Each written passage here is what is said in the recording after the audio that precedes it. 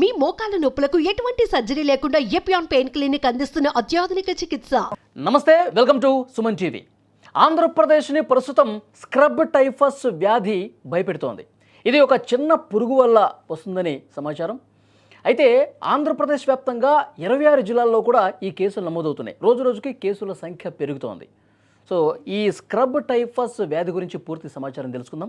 మనకి లైవ్లో జాయిన్ అయ్యారు ప్రముఖ వైద్యులు, జనరల్ ఫిజిషియన్ డాక్టర్ పాపారావు గారు. వారితో మాట్లాడదాం. సార్ నమస్కారం. నమస్తే అండి.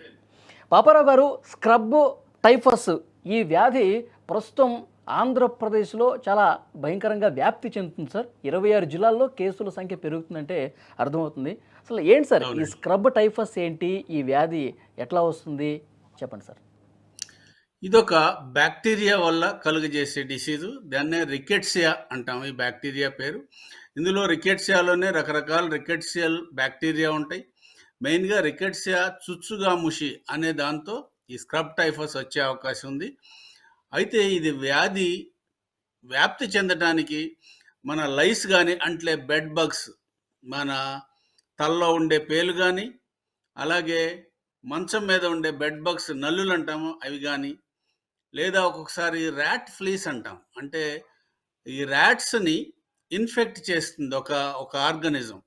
దాన్నే ర్యాట్ ఫ్లీ అంటాం. ఈ ర్యాట్ ఫ్లీస్ వల్లే ఈ ప్లేగ్ లాంటి వ్యాధులు కూడా ప్రబలుతాయి. ఈ ర్యాట్ యూరిన్ ద్వారా ఎక్కడైతే వ్యవసాయదారులు ఉన్నారో, ఎక్కడైతే మట్టిళ్ళు ఉన్నాయో, ఎలుకలు ఉంటాయో, ఆ ఎలుకల యూరిన్ ద్వారా కూడా ఇది స్ప్రెడ్ అయ్యే అవకాశం ఉంటుంది. వీటిని ఒకసారి శరీరంలో ప్రవేశించిన తర్వాత ఒక వారం నుంచి 18 రోజుల్లో ఇది డిసీజ్ బయటకు వచ్చే అవకాశం ఉంది. ఇది టు స్టార్ట్ విత్ మైల్డ్ ఫీవర్గానే ఉంటుంది. బాడీ పెయిన్స్, అలాగే రొటీన్ ఏ ఫీవర్ అయితే వైరల్ ఫీవర్ కానీ ఏ ఫీవర్ అయినా ఎట్లా ఉంటుందో దీనికి కూడా ఇనీషియల్ సిమ్టమ్స్ అట్లాగా ఉంటాయి. అయితే మెల్లిమెల్లిగా ఇది ఈ దశలో నెగ్లెక్ట్ చేస్తే ఇది సీరియస్గా అయ్యే అవకాశం ఉంది. మెయిన్గా యాంటీబయాటిక్స్ సరైన టైంలో దీన్ని డయాగ్నోస్ చేసి యాంటీబయాటిక్స్ అవి ఇన్స్టిట్యూట్ చేసినట్లయితే క్విక్గా అది కంట్రోల్ అవుతుంది. చాలా వరకు ఇది ప్రమాదకరమైన డిసీజ్ కాదు. అయితే నెగ్లెక్ట్ చేసినప్పుడు ఒక్కొక్కసారి తీవ్రమైన వ్యాధిని కలుగజేసే అవకాశం ఉంది. ఒక్కొక్కసారి ఇది బ్రెయిన్ ఎఫెక్ట్ చేయొచ్చు. దాన్నే మెనింజైటిస్ ఆర్ ఎన్సెఫలైటిస్ అంటాం. అలాగే హార్ట్ని ఇన్వాల్వ్ చేయొచ్చు. దాన్నే మైకార్డైటిస్ అంటాము. కార్డియోమయోపతి లాంటి, మైకార్డైటిస్ లాంటివి కలుగజేసే అవకాశం ఉంది.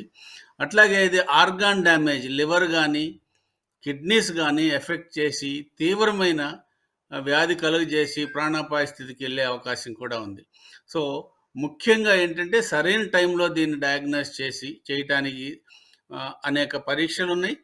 సుమారుగా 5 నుంచి 6 రోజుల్లో ఈ టెస్టులు చేసినట్లయితే సార్ ఎర్లీగా గుర్తించడానికి ఏమన్నా అవకాశం ఉందా? ఇది మన చర్మం మీద ఇది గాయపరిచినప్పుడు కావచ్చు, దద్దుర్లు లాంటివి ఇవి చూసినప్పుడు ఏమన్నా గుర్తుపట్టడానికి అవకాశం ఉందా? గుర్తుపట్టే అవకాశం ఉందండి. చర్మంలో మీరు స్క్రీన్ మీద ఉన్నట్లు ఎస్కార్ అంటాం. అంటే ఎక్కడైతే కుట్టిందో అక్కడ నల్లగా ఒక చర్మం మీద పొక్కు లాంటిది స్టార్ట్ అయ్యే అవకాశం ఉంది.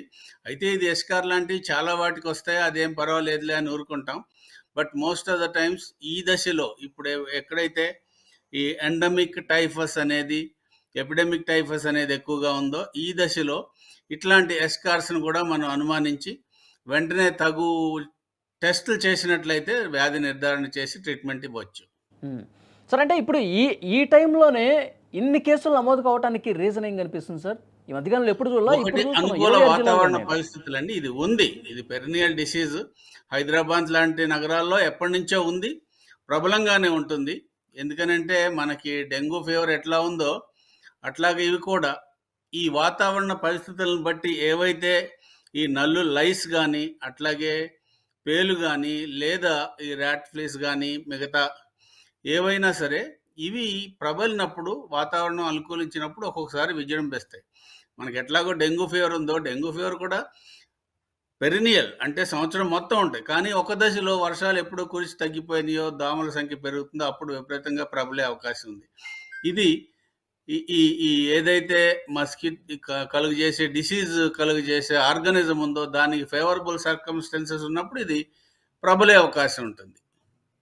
సార్ ఇప్పుడు అలాగే దీని ఎక్కువ దీని ఉన్నప్పుడు బారిన ఎక్కువ పడి కాంప్లికేషన్ కూడా వచ్చే అవకాశం ఉంటుంది. సార్ దీని బారిన పడి జ్వరం రావటం, తలనొప్పి రావటం, లేదంటే కండరాల నొప్పులు రావటం ఇవన్నీ స్టార్ట్ అయినప్పుడు నార్మల్ జ్వరమేమో అనుకుని చెప్పి నార్మల్ మెడిసిన్స్ జ్వరానికి వాడే మెడిసిన్స్ వాడుతూ ఉంటారు చాలామంది అవగాహన లేక. దీన్ని పర్టిక్యులర్‌గా గుర్తించాలంటే ఈ వ్యాధి బారిన పడిన వాళ్ళు తక్షణం ఏం చేయాలంటారు? తక్షణం కొన్ని ఇమ్మీడియేట్‌గా కొన్ని 3-5 డేస్‌లో కొన్ని టెస్టులు చేసినట్లయితే మనకి ఇండైరెక్ట్‌గా కొంత అవగాహన వస్తుంది. అలాగే స్క్రబ్ టైఫస్ ఐజీఎం టెస్ట్ అని ఉంటుంది. దీన్ని చేసినట్లయితే ఆహ్, ఒక ఒక 3-5 డేస్‌లోనే ఈ వ్యాధిని కనుక్కునే అవకాశం ఉంటుంది. అలాగే ఒక 6 డేస్ తర్వాత అయితే వీల్ ఫిలిక్స్ టెస్ట్ అని ఉంటుంది. ఇది చేసినట్లయితే ముఖ్యంగా దాని టైటర్ రైజ్ అవుతున్నట్లయితే ఇది కన్ఫర్మ్ అవుతుంది.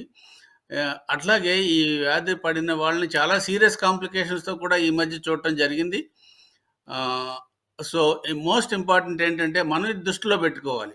సాధారణంగా వైద్యులు ఏం చేస్తారంటే ఇది వైరల్ ఫీవర్ అని కొట్టి పడేయకుండా, ఇది టైఫస్ ఫీవరా? ముఖ్యంగా స్క్రబ్ టైఫస్ అయ్యే అవకాశం ఉందా? అనేదాన్ని మనం సాధ్యమైనంత త్వరగా గుర్తించి సింపుల్ యాంటీబయాటిక్స్ డాక్సిసైక్లిన్ లాంటి యాంటీబయాటిక్స్, అజిత్రోమైసిన్ లాంటివి ఇచ్చినట్లయితే చాలా ఈజీగా దీని నుంచి కాంప్లికేషన్స్ లేకుండా బయటపడే అవకాశం ఉంటుంది. సార్ దీన్ని సరైన సమయంలో గుర్తించకపోయినా, లేకపోతే తెలిసినా గానీ నిర్లక్ష్యం చేసినా ప్రాణాంతకం కావచ్చు అని కూడా సమాచారం వస్తుంది సార్. ఎందుకంటే ఖచ్చితంగా. మరణాల సంఖ్య కూడా అక్కడక్కడ నమోదైనట్టుగా ఇన్ఫర్మేషన్ ఉంది.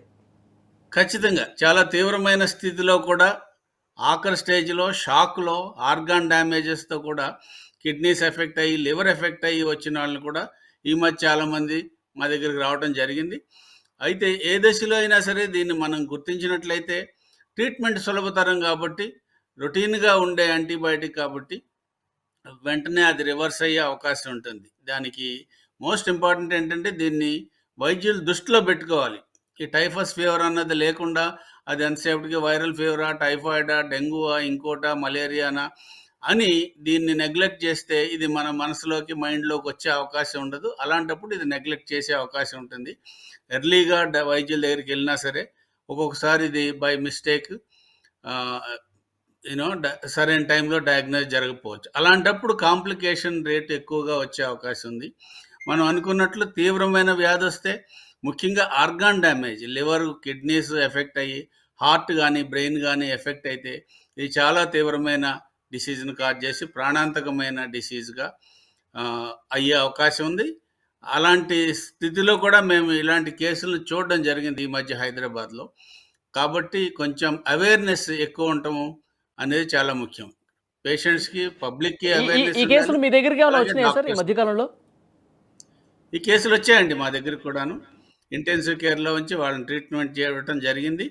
క్రమంగా వాళ్ళు యూ నో 5-7 డేస్‌లో క్రమంగా కోలుకొని ఈ ఆర్గాన్స్ అన్నీ మళ్ళీ ఇంప్రూవ్ అయ్యి స్లోగా వాళ్ళ నార్మలైజ్ అయ్యే అవకాశం. కానీ ఇది టైం పడుతుందనమాట. వెంటనే ఒక డయాగ్నోస్ చేసి ట్రీట్మెంట్ చేసిన వెంటనే రివర్స్ అయిపోదు.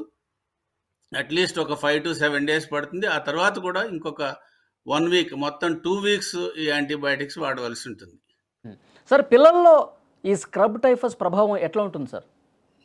పిల్లల్లో కూడా ఇది తీవ్రమైన డిసీజ్ కలుగజేసే అవకాశం ఉంటుందండి. ముఖ్యంగా పిల్లల్లో 5 ఇయర్స్ లోపు వాళ్ళకైతే ఎక్కువ వల్నరబుల్ పీపుల్ అంటాము. అట్లాగే అబోవ్ 65 వాళ్ళకి కూడా ఇది తీవ్రమైన డిసీజ్ కలుగజేసే అవకాశం ఉంటుంది. ఎక్కువ ఆర్గాన్ డ్యామేజ్ మనం అబోవ్ 65 వాళ్ళకి చూస్తూ ఉంటాము. ఇలాంటప్పుడు తీవ్రమైన ప్రాణాంతకమైన డిసీజ్ కలుగజేసే అవకాశం ఉంటుంది. ముఖ్యంగా పిల్లల్లో లివర్ గానీ, కిడ్నీస్ గానీ ఎక్కువ ఎఫెక్ట్ అయినప్పుడు, ఫీవర్ కన్సిస్టెంట్‌గా ఉండి ఫీవర్ తగ్గనప్పుడు ఇది టెస్ట్ చేసి ఒకవేళ ఇది టైఫస్ ఫీవర్ ఉందా, స్క్రబ్ టైఫసా టెస్ట్ చేసుకుంటే అది వెంటనే గుర్తించి సరైన టైంలో ట్రీట్మెంట్ ఇచ్చినట్లయితే తేలిగ్గానే బయటపడొచ్చు. అయితే గుర్తించకపోవటం అనేది ఇక్కడ చాలా ముఖ్యమైన విషయం. దాన్ని గుర్తించకపోయి సరైన వైద్యం జరగకపోతే అది ప్రమాదానికి దారితీసే అవకాశం ఉంటుంది. అదైతే ఓకే. సరైన టైంలో నెగ్లెక్ట్ చేయకుండా పేరెంట్స్ కూడా ఈ ఈ డిసీజ్ తీవ్రతరాన్ని గుర్తించి డాక్టర్ దగ్గరికి వైద్యులను సంప్రదించడం ముఖ్యం. అలాగే సరైన ఆ టెస్టులు చేసి ఇవేవేమి మనకందరికీ ఫీవర్ అనుకుంటాం కానీ ఫీవర్ అనేది ఒక రోగ లక్షణం మాత్రమే. ప్రతిదానికి ఒక కాజ్ ఉంటుంది. ఈ ఫీవర్‌కి కాజ్ మలేరియానా, టైఫాయిడా, అలాగే టైఫస్ ఫీవరా, స్క్రబ్ టైఫసా అనే దాన్ని గుర్తించి దానికి ట్రీట్ చేసినట్లయితే ఫీవర్ ఆటోమేటిక్‌గా తగ్గుతుంది. సో, ఎన్ని ఫీవర్ రోజులు కాజ్‌ని చూడాల్సిన అవసరం మనం ఉంది? ట్రీట్ ఇది నార్మల్ చేసుకోవాలండి. ఫీవరా లేకపోతే స్క్రబ్ టైఫసా అనేది తెలుసుకోవటానికి ఒక 2, 3 రోజులు చూస్తే సరిపోతుందా? ఆ! టెస్ట్ చేయాలండి. ఫాలో చేయాలి. ఇనీషియల్‌గా అన్ని ఫీవర్ లాగానే ఇది కూడా ఉంటుంది. జ్వరము, తలనొప్పి, ఒళ్ళు నొప్పులు ఇలా వస్తుంది. అయితే మైల్డ్ ఫీవర్‌గా స్టార్ట్ అవుతుంది. మెల్లిమెల్లిగా అది పెరిగే అవకాశం ఉంటుంది. అయిన తర్వాత ఇది మిగతా వాటన్నిటికి సంబంధించిన టెస్ట్‌లన్నీ నెగెటివ్ వచ్చినా, రొటీన్ యాంటీబయాటిక్స్ ఇచ్చినా సరే ఇది తగ్గకపోతే ఇది టైఫస్ ఫీవరా? కాదా? అనేది మనం అనుమానించాల్సి ఉంటుంది. సో, చాలామందేంటంటే టైఫస్ ఫీవర్ టెస్ట్ చేయకుండా దీన్ని నెగ్లెక్ట్ చేసి సరైన టైంలో గుర్తించకపోవటం వల్ల ఈ తీవ్రమైన డిసీజ్ కలుగజేసే అవకాశం అంటే ఉంటుంది. ప్రభుత్వ పిల్లల్లో ఆసుపత్రుల్లో గాని, కూడా పెద్దల్లో గాని. ఈ టెస్ట్ కిట్లు అందుబాటులో ఉన్నాయి సార్ ప్రెజెంట్ దీనికి? ప్రతి చోట అందుబాటులో ఉంటాయండి. కిమ్స్‌లో ఉంది, సిటిజన్‌లో ఉంది. ప్రతి చోట ఈ ఈ కిట్స్ అన్నీ అందుబాటులో ఉన్నాయి. Thank you very much Paparao గారు. మంచి ఇన్ఫర్మేషన్ ఇచ్చారు స్క్రబ్ టైఫస్ గురించి. మంచి అవగాహన కూడా కల్పించారు. Thank you sir. అదే ఆంధ్రప్రదేశ్లో పూర్తిగా ఈ కేసుల సంఖ్య పెరుగుతున్న నేపథ్యంలో వైద్య ఆరోగ్య శాఖ కూడా పూర్తిగా అప్రమత్తమైంది. ఈ టెస్టులు ఎక్కడికక్కడ జ్వరాలను బట్టి ఆ టెస్టులు చేసేటటువంటి సంఖ్యను కూడా పెంచుతున్నటువంటి పరిస్థితి కనిపిస్తుంది. ప్రజలు ఆందోళన చెందాల్సిన పని లేదు. దానికి పూర్తిగా పక్కాగా ట్రీట్మెంట్ కూడా అందుబాటులో ఉందని తెలుస్తుంది. సో అయితే దీనికి సంబంధించిన లక్షణాలు ఏ విధంగా ఉంటాయి, దీన్ని ఏ విధంగా గుర్తించాలి, దీనికి ట్రీట్మెంట్ ఏ విధంగా ఇవ్వాలి, ఇవన్నీ కూడా పాపారావు గారు చాలా క్లియర్గా ఇన్ఫర్మేషన్ అందించారు. Thank you sir. Thank you.